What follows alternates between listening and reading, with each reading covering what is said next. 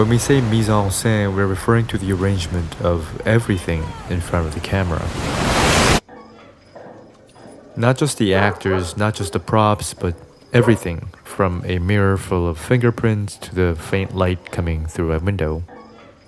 I feel like we as an audience are so accustomed to following and devoting our attention to the characters of a film nowadays that we forget to cherish everything else that's inside the frame. A film is grander than just its characters and the narrative path they create. The background of the path characters walk on have stories of its own, with just as much, if not more, emotional complexity, and it's the arrangement of the entire scene that grants the characters the tools to speak, move, and shine. Alfonso Cuarón's 2018 film Roma is probably one of my favorite examples of a recent film that demands us to go beyond the characters and the plot and appreciate the film for what it is, as it is. In Roma, we follow Cleo, a domestic worker who helps a couple take care of their 4 young children in 1970s Mexico City. It's shot in a crisp digital 65mm format in black and white with an aspect ratio of 2.39 to 1, making the film seem very wide, stylish, and weirdly modern in spite of its setting and its unsaturated look. The visual style of this film is only amplified by its long tracking shots of Cleo going through her day-to-day tasks and her interactions with the family and friends in a beautifully crafted 70s Mexico City. Contrary to what you may assume from a visually expressive film, Roma doesn't hide itself behind its style with myriads of symbols. In fact, the visual choices made in Roma make all meanings meaningless because there's no set-in-stone point of reference to infer and extract meaning. Think Cleo, who many would agree is presented as the protagonist of Roma. Although Cleo certainly feels central to the story, she isn't physically centralized in the film. Instead, she's often treated as a fraction of an unknown whole, made possible by the unique camera work. Unlike Cuarón's past works, the camera in Roma is less immersive and more remote, with stationary shots and slow pans to let the environment sink in. Of course, the film still shines light on Cleo, but unlike a zoom-in or a close-up, this movement implies neutral observation more so than intimacy, and in turn gives assertion to the surroundings that encompass the characters. There are certainly moments of struggle, tension, and conflict for the set characters, but for the most part, the film celebrates monotony, the unpredictability of life, and its randomness, with lovers, acquaintances, faceless strangers, objects, sound, and space. And to capture this on camera, Cuarón required a very specific look. The production designer of Roma, Eugenio Caballero, was granted access to the full script up front and conversed with Cuarón on a regular basis about their childhood memories of Mexico City and how they could craft a look where history and emotional memory collide. To maximize the intended effect, they ended up getting a house that was to be demolished and basically rebuilt Cuarón's childhood home instead of constructing things on a stage. The same goes for police gears, vehicles, and even 2 entire blocks of the street where Cleo can be found going to the cinema. They're strikingly tangible on screen because, in a sense, they are real. After the locations are filled with extras and props, each shot of the film paints an authentic portrayal of time and space. If the set design and the camera work are what drag the audience away from a single point of reference, it's the glorious sound design done by the legendary Skip Leafsay and Craig Hannigan that pushes the audience fully into the world of Roma. The idea was, I think, that if we have this kind of fundamental anchoring of the concrete sounds in the environment, that the audience could actually move beyond this proscenium and go into the frame. Roma is mixed in Dolby Atmos, which Cuarón first experienced when creating Gravity in 2013. By bringing Atmos to the most personally intimate setting, Cuarón created a world that's present and physical to the audience. And the final mix was 10 weeks, by the way. Did anyone tell you that? weeks. 7 days a week, 12 hours a day for 10 weeks. The resulting shots are nothing short of phenomenal. The fully immersive world contains everything that is real and everything that is significantly, well, insignificant. And so the shots linger before cutting to a different action. Each scene has its own story, regardless of its relevance to the main plot, and the camera and the sound never target anything in specific. They stay unbiased, unforced, and most importantly, uncontrolled. But then what about the ingredients that are controlled? Well, they too exist solely for the purpose of reiterating the original message. A reminder that there is more. Airplanes are repeatedly shown in the film to portray the world beyond the bubble.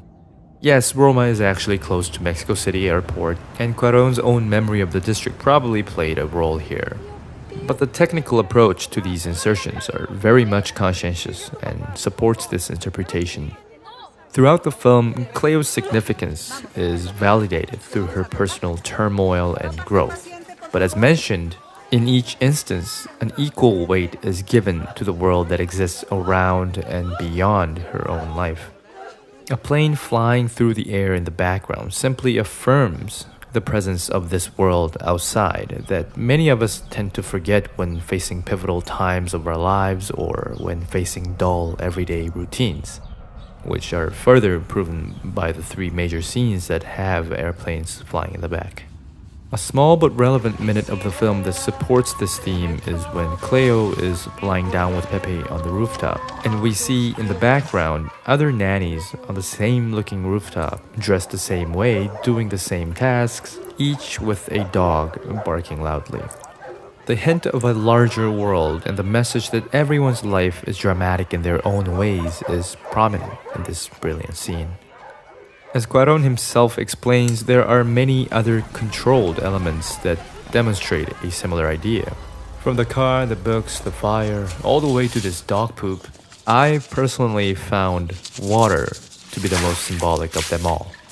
From the opening shot to the final moments of the film, water in one form or another is always found in this chaotic city, leaving traces of hope, life, and presence itself. As we've discussed, everything in this film serves to guide our attention away from the conventions of watching a movie. The point isn't to dissect the relevance of the plot, the meaning of the symbols, or to empathize with the characters, but to acknowledge that we forget to remember our existence as a part of a much bigger assembly.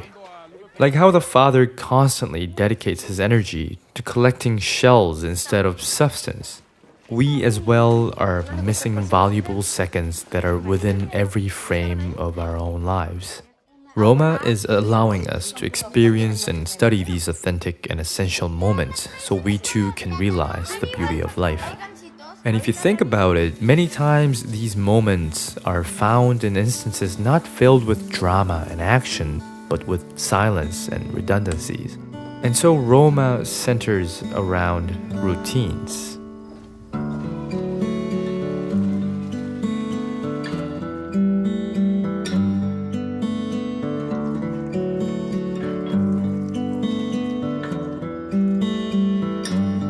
And when routines are finally replaced by some form of irregularities, they are interrupted with noises and actions of the world which always coexist.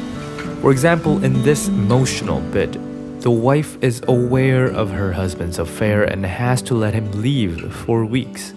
As he gets in the car and she watches, this happens.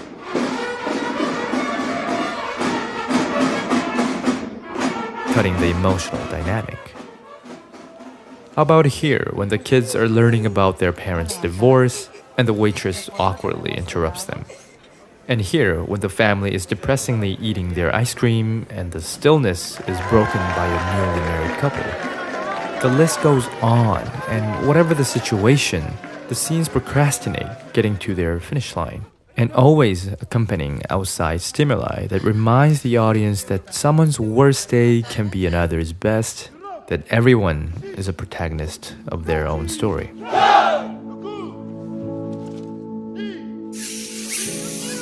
So instead, a truly precious meaning in Roma is found in fragments as pieces cut off from what we feel should be the critical juncture of the film, as an egg and a spoon, a car coming to a sudden stop, a hail hitting the ground, and a sink, clogged and messy.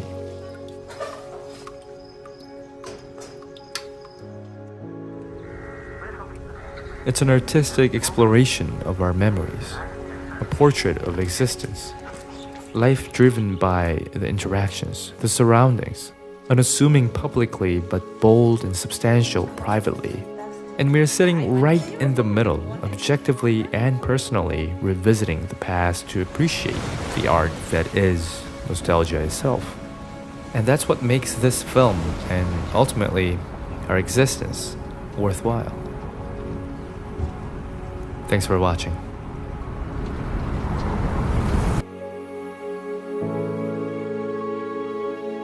Hello everyone, it's been a very hectic few months for me, so thanks for waiting and thanks for watching, it really means a lot. I'm currently posting other film related materials on my Instagram, so come follow me there and drop a DM if you want to chat. And if you want to support my work and get access to other exclusive contents like booklets, podcasts, scripts, etc., visit my Patreon page at patreon.com/speakimo. Alright then, until next time, that's it for me.